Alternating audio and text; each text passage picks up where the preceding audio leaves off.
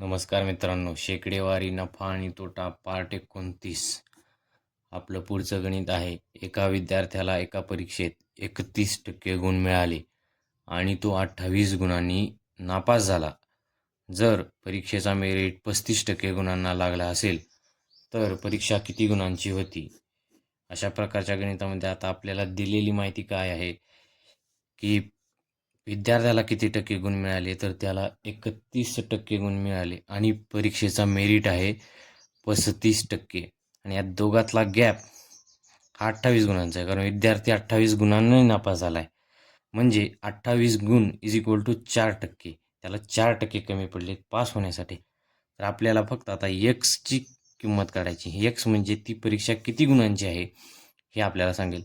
एक्सचे x गुणुले 4% म्हणजे 4/100 is equal to किती आहेत?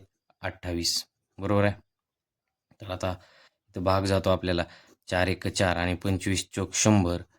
आता हे इकडे गेलं की भागाकाराचा गुणाकार करतं. 28 गुणुले 25. येणारं उत्तर आपलं आज काय असेल?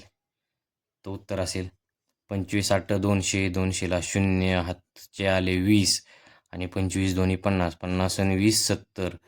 आपलं उत्तर आहे 700. म्हणजे परीक्षा किती गुणांची होती? तर परीक्षा 700 गुणांची होती. पर्याय क्रमांक 4.